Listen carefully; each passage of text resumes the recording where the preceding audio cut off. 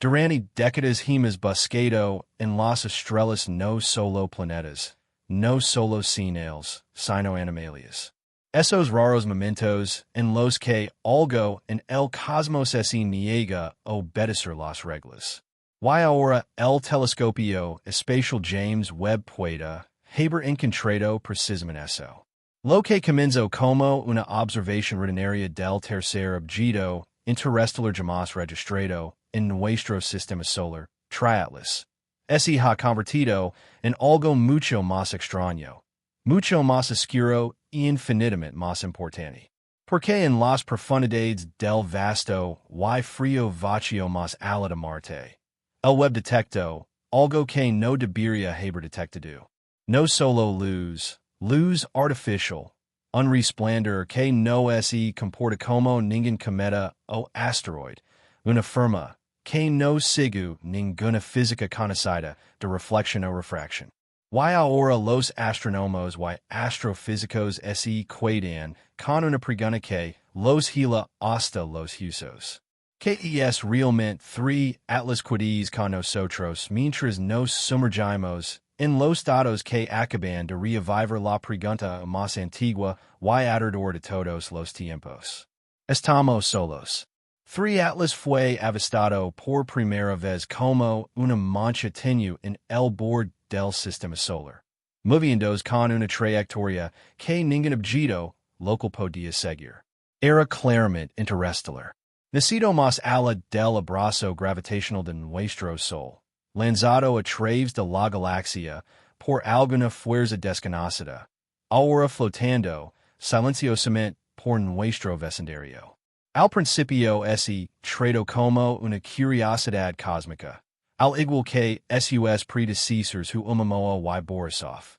Pero incluso en sus primeras imágenes, algo parecía extraño. A diferencia de la mayoría de los objetos interestelares, triatlas era inusualmente brillante y no de una manera que tuviera sentido. Su magnitud no se correspondía con su tamaño o composición estimados. Brillaba con una consistencia antinatural. Su brillo no se atenuaba como era de esperar. Se intensificaba con ningún signo de desgasificación o liberación de polvo. Los cometas tradicionales tienden a brillar en ráfagas a medida que el hielo se sublimiza. Pero este se mantenía estable como si estuviera alimentado desde dentro.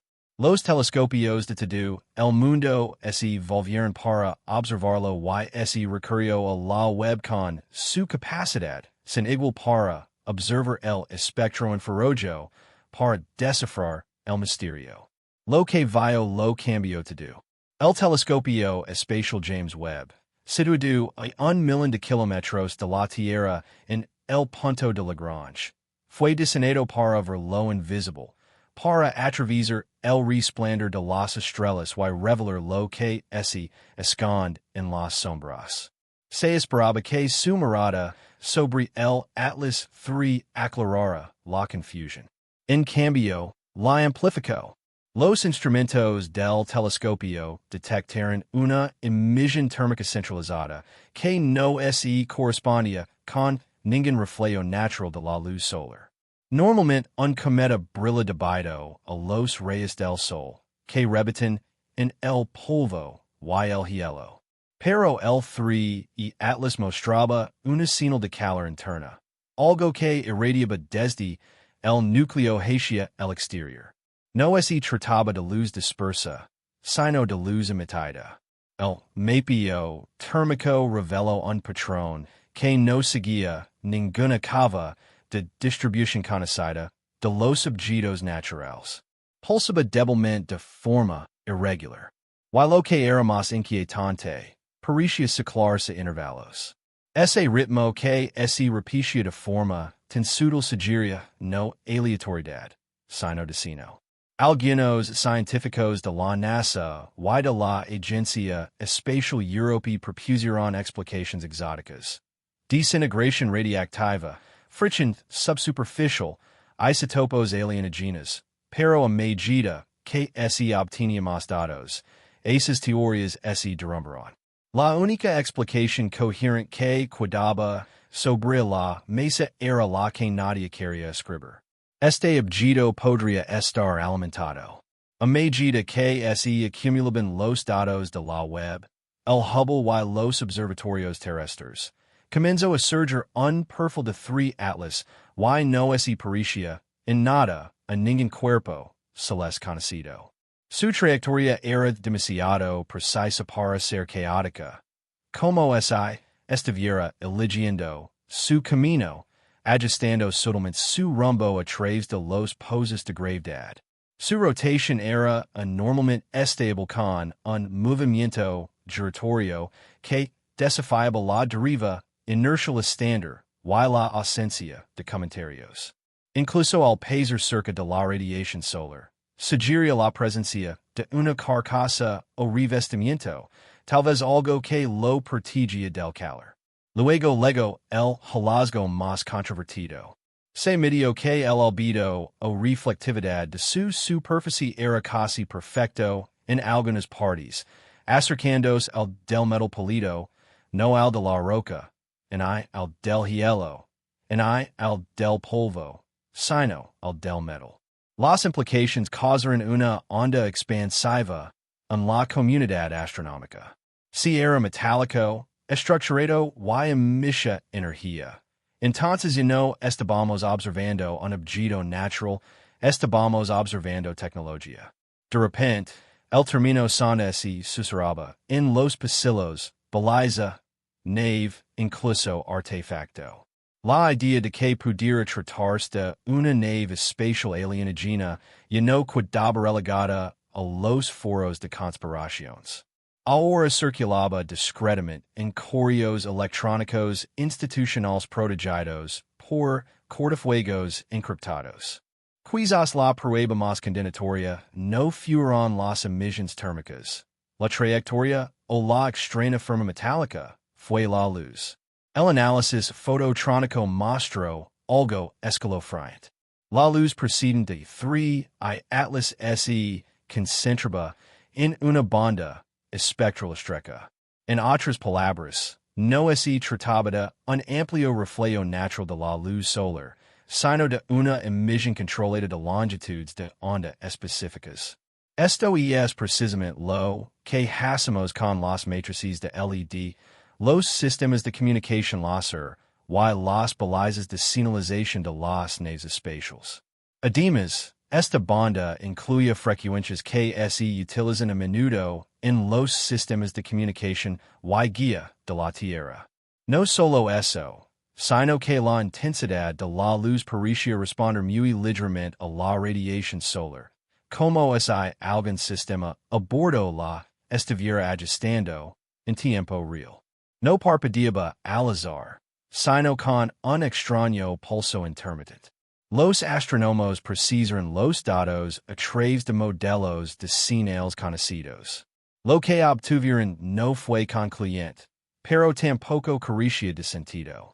Algunos afirmaron que los pulsos se asemejaban a secuencias binarias. Otros dijeron que podría tratarse de una fuente de energía giratoria, pero la conclusión era innegable. No se trataba de un objeto paivo, estaba haciendo algo deliberado, y lo estábamos viendo en directo. A medida que llegaban los datos, un equipo de astrofísicos del MIT y Harvard realizó un análisis profundo de las señales de las emisiones electromagnéticas procedentes de 3 atlas. A primera vista, las frecuencias parecían aleatorias, solo ruido disperso por todo el espectro. Pero cuando aplicaron transformadas de Fourier para aislar los patrones cíclicos, surgió algo. Dentro de la estática, generado como un susurro bajo el caos, había un pulso repetitivo estructurado demasiado preciso para ser natural. No era un binario estándar, en hay una modulación típica utilizada en la tecnología humana, pero levaba la huella inconfundible de una codificación intencionada. Algunos especularon que podría ser una baliza, una transmisión repetitiva destinada a receptores que no eran de origen terrestre. Otros teorizaron que podría ser telemetría, un flujo constante de datos enviado de vuelta al lugar de donde procedía este objeto. Lo inquietante era esto. Fuera cual fuera el mensaje, no había cambiado desde que la web lo detectó por primera vez. Era como si three Atlas no estuviera tratando de hablar con nosotros, sino con otra persona, y tal vez esa persona ya lo había escuchado. La noticia del descubrimiento se difundió rápidamente entre los más altos niveles de las instituciones científicas y de defensa. Un informe confidencial que circuló internamente en la NASA y luego se filtró a un periodista anónimo reveló que altos funcionarios ya estaban coordinando con agencias espaciales de todo el mundo para determinar si Atlas representaba una amenaza. Algunos científicos argumentaron que era benigno, una antigua sonda, tal vez con siglos de antigüedad, en una ruta preprogramada a través de las estrellas. Otros no eran tan optimistas. Plantearon preguntas que nadie podía responder. Si está transmitiendo, ¿quién lo está recibiendo? Si emite luz, también tiene propulsión. Si está aquí por destino, ¿por qué ahora el informe mencionaba la posibilidad, por remota que fuera, de que 3 y Atlas no solo estuviera pasando por aquí, sino observando, rastreando alineaciones planetarias, campos electromagnéticos o incluso civilizaciones avanzadas? La posibilidad de salto, el pánico entre bastidores, porque este objeto no estaba solo. Entonces podría haber algo más en camino, algo que lo hubiera enviado. Una investigación más profunda sobre la luminosidad del 3J Atlas condujo a una hipótesis revolucionaria. El objeto no solo emitía energía, sino que la recolectaba. La forma en que la emisión de luz del objeto fluctuaba con su proximidad al Sol, combinada con su aparente falta de reacciones químicas, respaldaba la idea de que podría estar utilizando un conjunto de paneles solares o un sistema de absorción fotónica integrado bajo su superficie.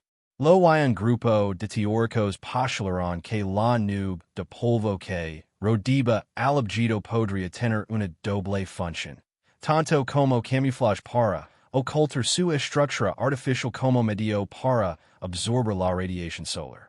Si esto fuera cierto, sugeriría que 3 Atlas es una nave autosuficiente diseñada para viajar indefinidamente por el espacio profundo, repostando mientras se desplaza de estrella en estrella. Este concepto se ajusta a los modelos teóricos conocidos de sondas interestelares, máquinas que podrían permanecer inactivas durante siglos, y activar solo cuando alcanzan un sistema estelar que vale la pena investigar. Y nuestro sistema solar desencadenó esa activación, entonces el mensaje fue recibido.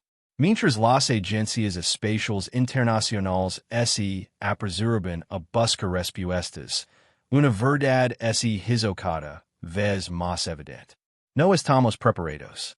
A pesar de décadas de especulaciones sobre el contacto extraterrestre, nuestros sistemas políticos, científicos y filosóficos están totalmente desprovistos de los medios necesarios para procesar lo que podría representar el Atlas de Tres Ojos. No se han hecho declaraciones oficiales, pero los documentos internos filtrados por agencias de Francia, Japón y Brasil apuntan a conclusiones similares. Este objeto podría no ser solo una anomalía, sino un primer encuentro a cámara lenta. Y diferencia de lo que nos enseñó Hollywood, no hubo aterrizaje ni aparición repentina en el cielo, en hay respuestas inmediatas, solo datos, solo luz, solo silencio. La web siguió observando el objeto todos los días y sin embargo, cada respuesta que de Paris plantear dos preguntas más. Si esto es un contacto, entonces es un contacto en esos términos, no en los nuestros. Silencioso, distante, inquietante. Y eso puede ser lo más aterrador de todo. Porque lo que estamos presenciando puede que no sea una invitación, puede que sea una vigilancia y que nos hayan visto. Justo cuando los astrónomos creen que el 3 I Atlas se había estabilizado en una trayectoria predecible, ocurrió algo inesperado. Su luminosidad aumentó drásticamente. No se trataba de un aumento gradual causado por su proximidad al Sol. Fue una llamarada repentina captada en tiempo real por el telescopio James Webb y confirmada por varios observatorios terrestres. El brillo del objeto aumentó casi un 40% en menos de 2 minutos y luego se estabilizó en un nuevo nivel elevado. Ninguna explicación natural encajaba con los datos. No había signos de interacción con el viento solar, en hay impacto, en hay desintegración fragmentaria. Era como si alguien o algo hubiera accionado un interruptor. La llamarada no solo era visible. Trajo consigo un cambio en la forma térmica del objeto, casi como si los sistemas se hubieran encendido. Los teóricos propusieron una escalofriante posibilidad, que este objeto hubiera entrado en una fase de déspota provocada por su proximidad a nuestra estrella o por nuestras propias observaciones. Y si esta llamarada fue un acto intencionado, entonces estaba destinada a ser vista